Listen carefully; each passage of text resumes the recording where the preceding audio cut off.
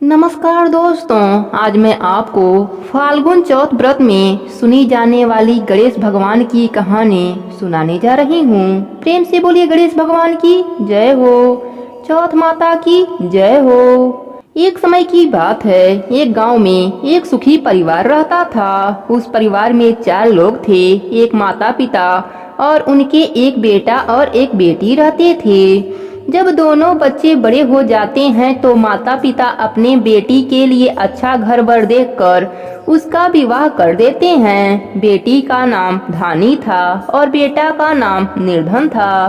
बेटी के विवाह के कुछ साल बीतने पर बेटी का जुड़वा बच्चा होता है, एक लड़का और एक लड़की। और कुछ समय बीतने पर इधर माता पिता निर्धन का भी विवाह करा देते हैं। निर्धन के घर में लड़की का जन्म होता है। कुछ साल बीत जाने के बाद निर्धन के माता पिता की मृत्यु हो जाती है। माता पिता के मृत्यु हो जाने के बाद निर्धन पर बड़ी मुसीबत आ पड़ती है। निर्धन, उसकी बच्ची व उसकी पत्नी का जीवन बहुत ही कष्ट से बीतता है। वह बहुत ही गरीब हो जाते हैं। उधर बहन धानी अपने बेटे का विवाह कर देती है। कुछ समय बीतने के बाद बहन को पता चलता है कि मेरा भाई बहुत दुख में है, लेकिन बहन को तो अमीरी का घमंड हो गया था। वह अपने भाई और भाभी को कभी देखने नहीं आई। धानी की भी बेटी बड़ी हो गई। धानी ने अपने बेटी का विवाह का दिन तय कर दिया। दुनिया लोग को निमंत्रण भेजा, लेकिन अपने भाई निर्धन को नहीं भेजा।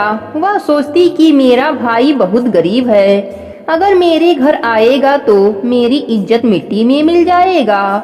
इसी कारण अपने भाई निर्धन को निमंत्रण नहीं भेजा।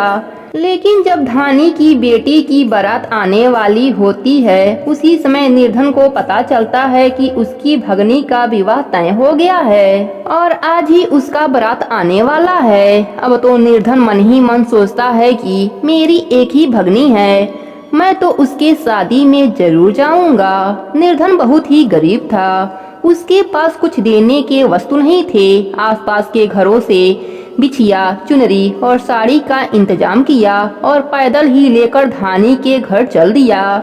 जैसे ही अपने बहन के घर के सामने पहुंचा, उस समय धानी की देवरानी छत के ऊपर खड़ी थी और घर के बाहर दूर खनियार में बारात खड़ा था। जैसे ही देवरानी निर्धन भाई को देखती है, वैसे ही दौड़ी दौड़ी अपने जेठानी के पास जाती है और कहती है, दीदी निर्धन भैया आए हैं, घर के बाहर खड़े हैं। धानी ने पूछा, कैसे आए हैं और क्या पहना है? देवरानी ने कहा, पैदल आए हैं, फटी पगड़ी फटी धोती पहने हैं। बहन बोली, मेरे ससुर हवेली के सामने दुकान में बैठे हैं, मुझे शर्म आती है। भाई को बोलो पीछे के दरवाजे से आए। भाई के आते ही बहन ने भाई को एक कमरे में बंद कर बाहर से ताला लगा दिया। एक तरफ लड़की का विवाह हो रहा था, गाजे बाजे बज रहे थे, अतिथियों को भोजन कराया जा रहा था और दूसरी तरफ भाई को पानी तक पूछने वाला नहीं था। भांजे की बहू को दया आई और उसने दरवाजा खोल दिया। दरवाजा खुलते ही भाई वहां से भागा। 2 दिनों से भूख प्यास के कारण उसे चक्कर आने लगे। रास्ते में गणेश जी का मंदिर था, वहां जाकर गिर गया। रोते रोते गणेश जी को अपनी व्यथा सुनाई और बोला, आज मेरी गरीबी के कारण से मेरी सगी बहन ने मुझे धिक्कार दिया। घर जाने पर मेरी पत्नी जब पूछेगी कि विवाह से क्या मिठाई लेकर आए हैं तो मैं क्या जवाब दूंगा। गणेश भगवान को उस पर दया आ गई और वह बोले, मेरे बगीचे से ककड़ी और तरबूज तोड़कर ले जा। भाई ने ककड़ी तोड़कर झोला भर लिया और अपने घर गया। घर जाते ही बच्चों ने पूछा, पिताजी बुआ के यहाँ से हम लोगों के लिए क्या लाए हैं? झोला खोलते ही छोटे तरबूज सोने के गेंद में बदल गए। बाकी के तरबूजे काटे तो उसमें से हीरे मोती निकले। पत्नी बोली, आप बहन के घर से इतना कुछ क्यों लाए? आपकी बहन ने हम लोगों को बहुत ज्यादा दे दिया है। भाई ने कुछ जवाब नहीं दिया। गणेश भगवान की कृपा से उनके दिन बदल गए। भाई का काम धंधा जोरों से चलने लगा। धीरे धीरे गहने बने, रहने के लिए मकान भी बन गए। पत्नी बोली, ननद जी को बुला कर लाओ। भाई नए कपड़े नए जूते पहनकर रथ में बैठकर बहन को लेने गया। देवरानी बोली, भाभी जी आपके भाई आए हैं। बहन ने पूछा, कैसे आए हैं और क्या पहना है? देवरानी बोली, रथ में बैठकर खूब ठाट बाट से आए हैं। बहन बोली, मेरे भाई को बोलो कि हवेली के सामने से आए, मेरे ससुर देवर जेठ देखेंगे। भाई का बहन ने खूब स्वागत किया। भाई बोला, मैं तुम्हें लेने आया हूँ। बहन बोली, मुझे भी बहुत दिन हो गए हैं, चलो मैं चलती हूँ। भाई बहन को लेकर अपने घर आया। भाई और उसकी पत्नी ने बहन का खूब आदर सत्कार किया। जो चीजें मांगी सब बनवा कर दिया। बहन बोली, भाई मुझे जूते चाहिए। भाई ने मोची को बुलाया और कहा, मेरी बहन के लिए ऐसी जूती बनाओ जो मुंह से बोले। भाई ने बहन को बहुत सारा धन देकर विदा किया, पर अभी तक जूती नहीं आई थी। बहन रवाना होने लगी, तब मोची जूतियाँ लेकर आया। बहन के जूती पहनते ही जूतियाँ बोली, निर्धन भाई की पैसे वाली बहन, गणेश जी का बगीचा नहीं होता तो आज क्या करती बहन?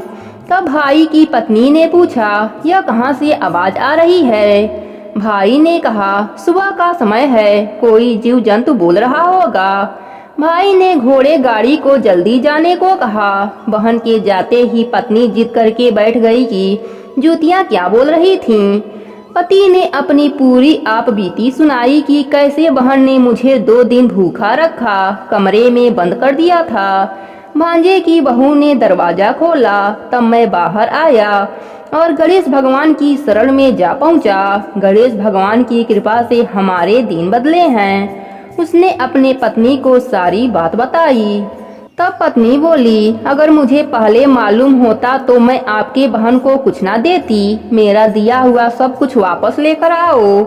तब पति बोला, सुहासिनी के आशीष से ही हमें गणेश भगवान ने सब दिया है। अगर वह मुझे भूखा प्यासा कमरे में बंद नहीं करती तो मैं गणेश जी के मंदिर में क्यों जाता? क्या मैं गणेश भगवान को अपना दुखड़ा सुनाता? तुम अपना मन मैला मत करो, अपने पर तो गणेश भगवान की कृपा है और किस चीज की कमी है। फिर दोनों गणेश भगवान के आगे झुककर प्रणाम किए और जयकारा लगाए। हे गणेश जी महाराज, जैसे आपने निर्धन भाई पर कृपा करी, वैसे ही अपने सभी भक्तों पर अपनी कृपा बनाए रखना। सबके व्रत को पूर्ण करना, कहानी अधूरी हो तो पूरी करना, पूरी हो तो मान रखना। प्रेम से बोले गणेश भगवान की जय हो, चौथ माता की जय हो।